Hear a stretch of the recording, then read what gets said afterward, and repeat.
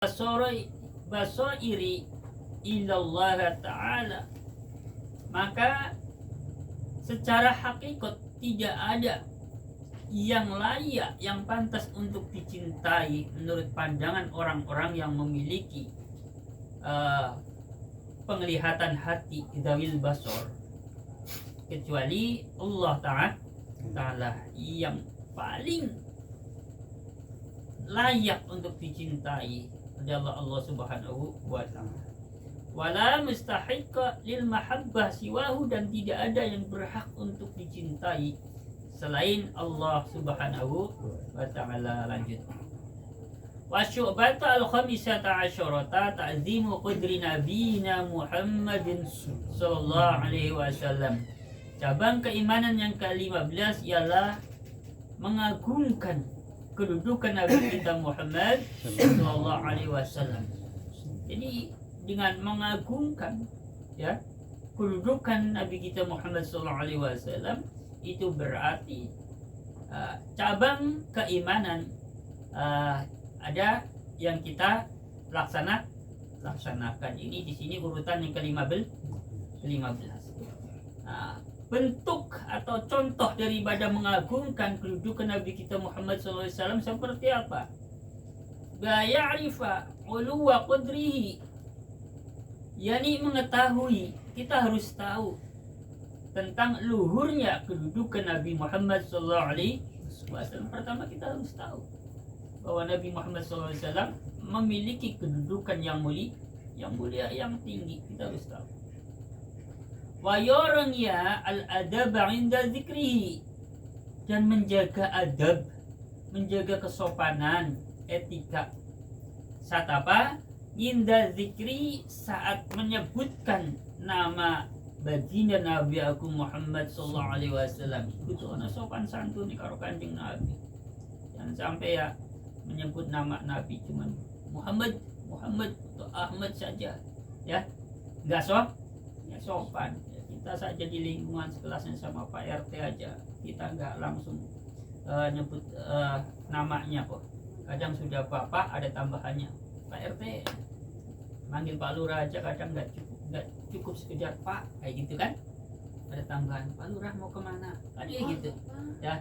Itu merupakan bagian dari adab. Begitulah cara kita menghargai orang lain, apalagi pada baginda Nabi Agung Muhammad SAW. Tentu sangat-sangat tidak pantas jika kita menyebutkan nama beliau langsung dengan namanya.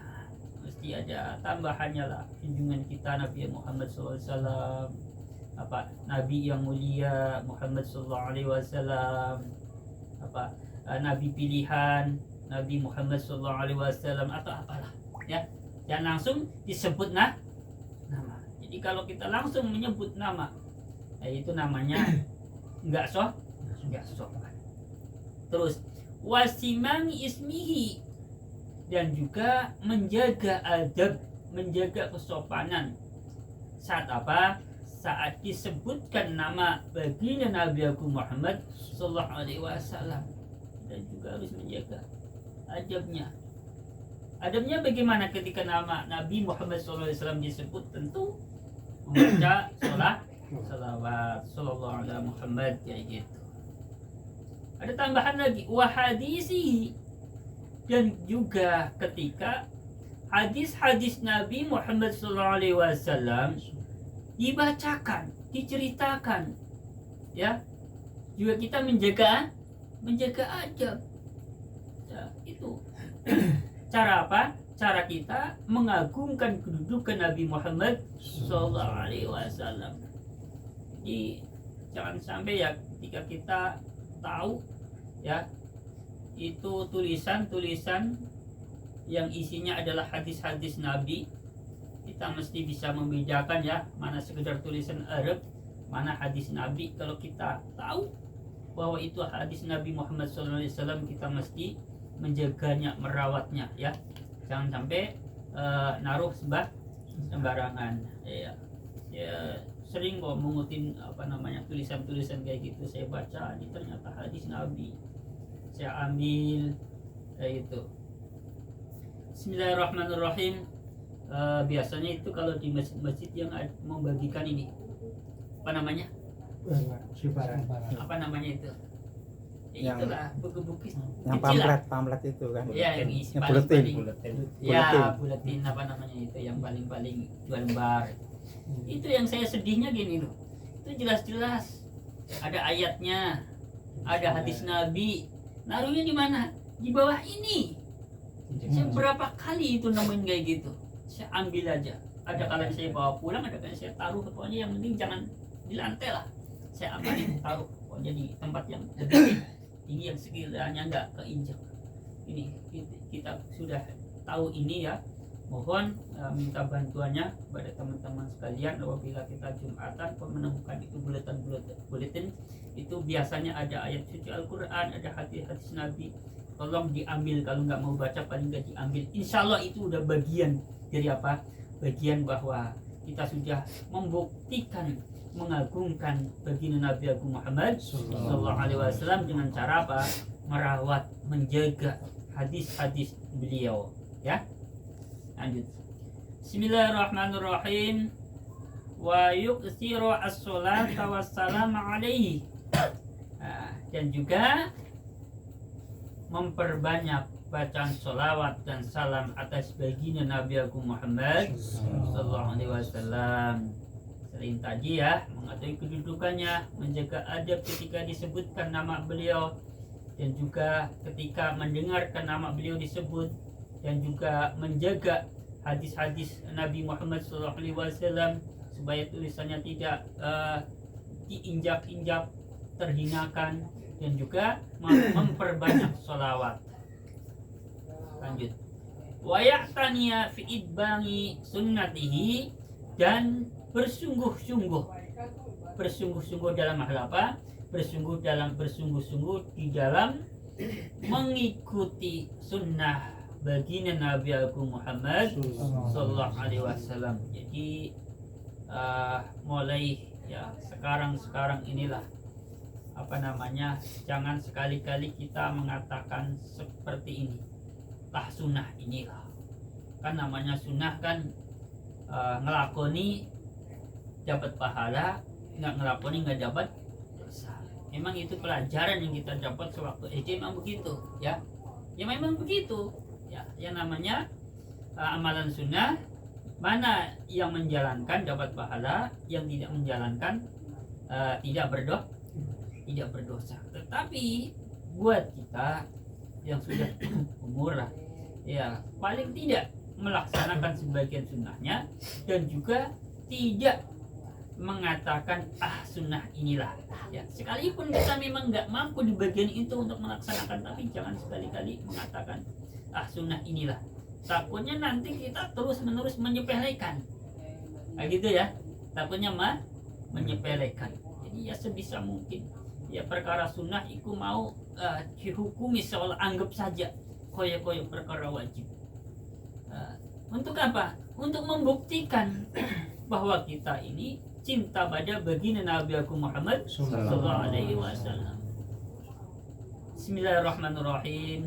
Qala ta'ala la tarfa'u aswatakum fawqa sautin Nabi Sallallahu Alaihi Wasallam.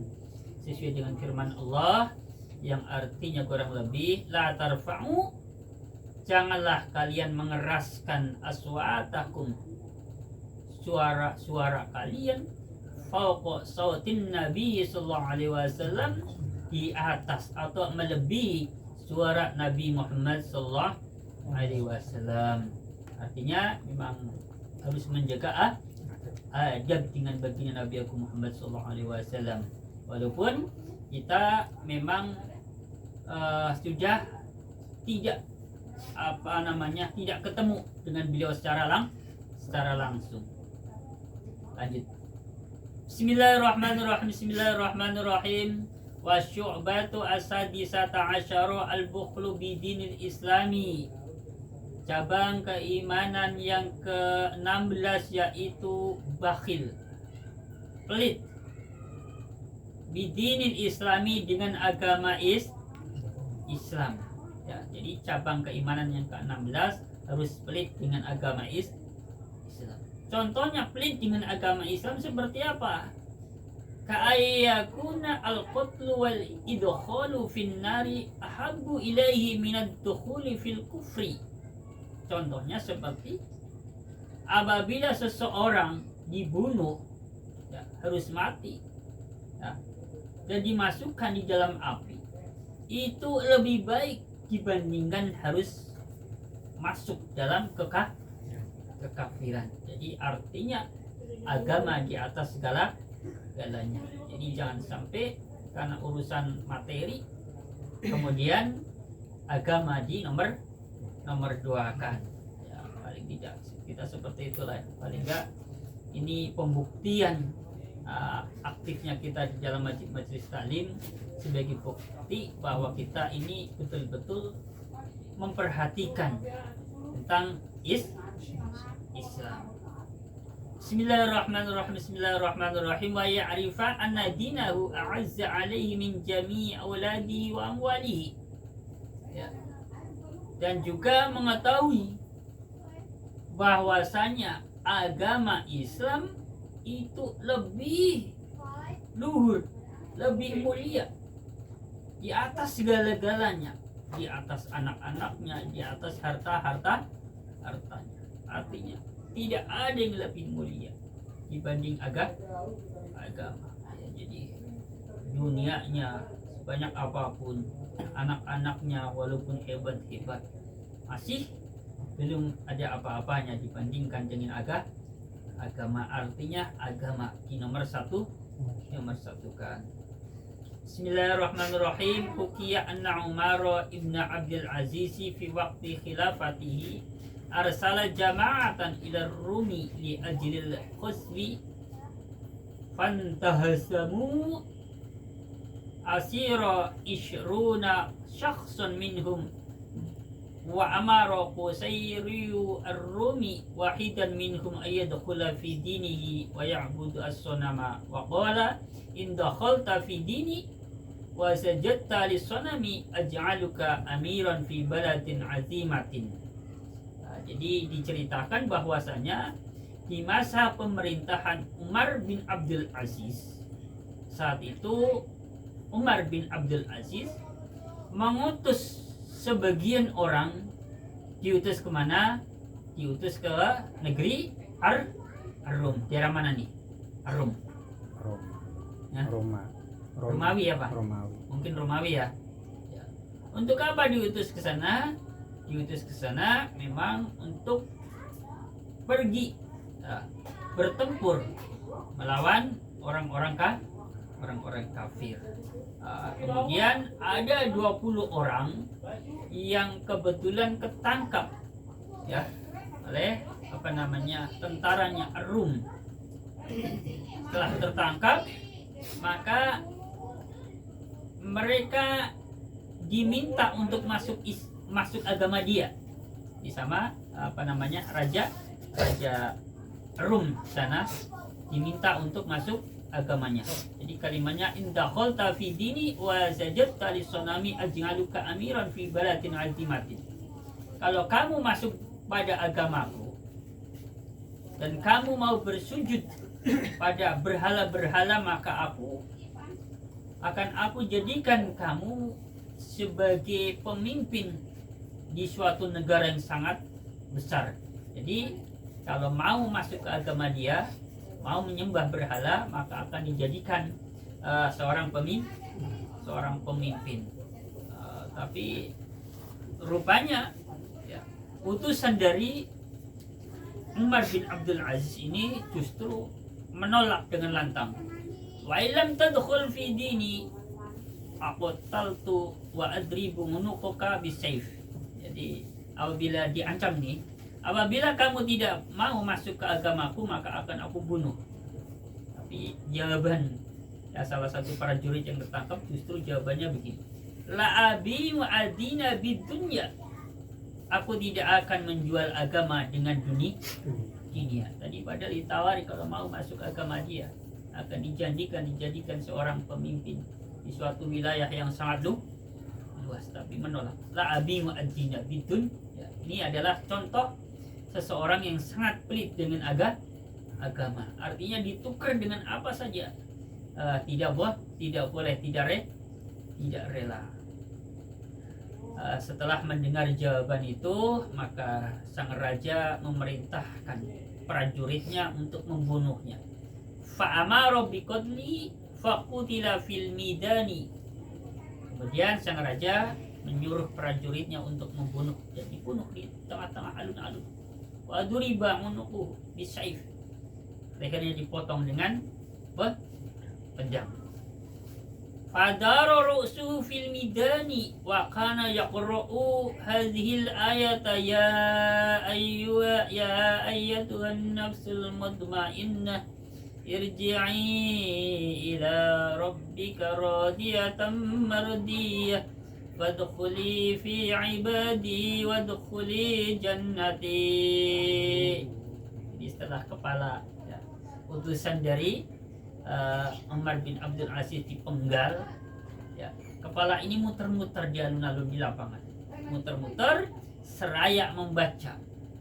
Kepala manusia udah dipotong terpisah dari badannya, bisa membacakan satu ayat yang bunyinya ya ayyatuhan nafsul mutmainnah irji'i ila rabbiki radiyatan mardiyah wadkhuli fi ibadi wadkhuli jannati, yang artinya wahai jiwa-jiwa yang tenang, kembalilah kamu kepada Tuhanmu, radiyatan dengan ridho, mardiyatan dengan diridhoi.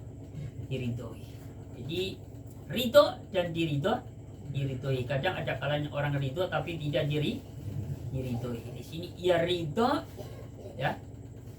Allah sebagai Tuhan, Islam sebagai agama, dan diridhoi oleh Allah Subhanahu wa ta'ala.